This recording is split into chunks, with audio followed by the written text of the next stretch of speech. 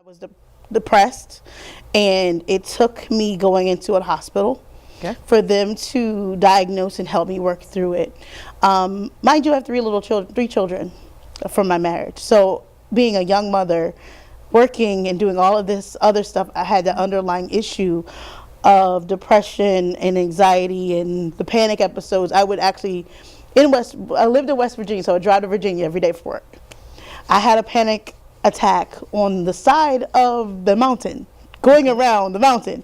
So that right there was a trick, like, okay, no, I need to get some help because I can't drive off this mountain. Like it came to that point. So from there, I began to work on getting myself together. There's been some very, very lows. There's some highs, but I've worked through a lot of the things that I've dealt with, because you can't be Superwoman all the time. Now hear this.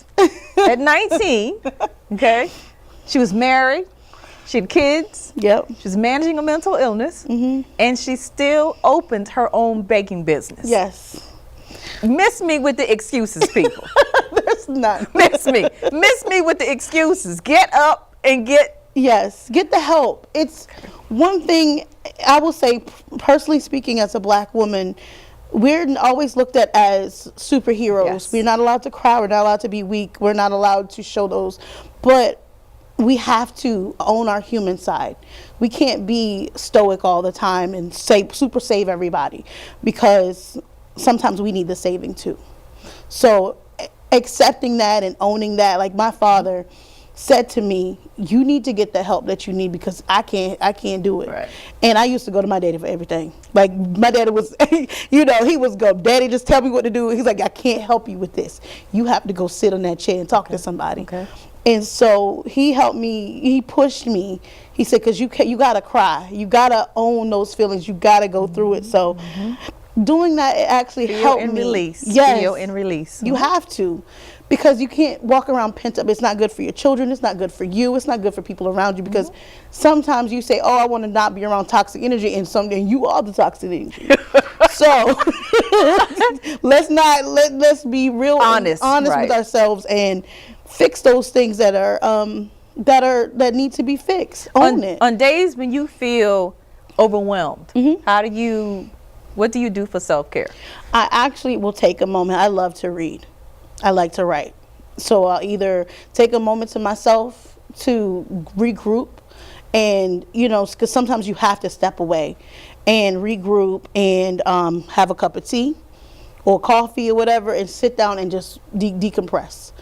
That's what I usually do for myself, and it's something that a lot of people don't want to do because they have children and all this, but you have to take that time. What do you do with the kids running around making noise? What's so funny is my children actually can tell, like, mommy, hey, because they're older now. So my daughter is so intuitive. She's like, hey, mommy, I see that you kind of. Is it coffee time? Yeah, she's like, you want to go have a cup of tea, mom?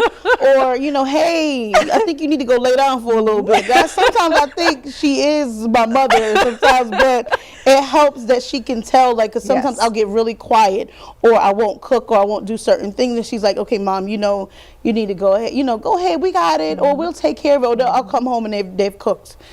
Because, I'll call before I get home, and they're like, they'll go ahead and take care of things, and I don't put upon them, right? But they, as a family, they feel their responsibility to hold the bond and bind the family together. Because when I was at my lowest, we were all we had.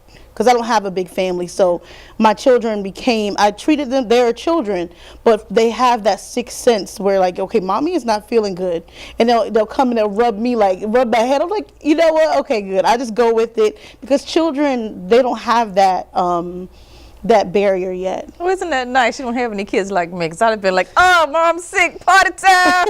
No, she can't get up off the sofa. No, they actually, when I'm really in a depressive mode, they will actually come in and check on me and say, you know what, mom, we'll just cut the light off and let you have your moment, and they'll come and lay beside me. Okay, so that's your low. Now tell me, how do you them highs. handle self-care in the highs? I'll go get get a facial, get my nails done, stuff like that. But I also am my activities are so, like, I'll get so much done. It's like it's a high. It's the dynamic. It's crazy.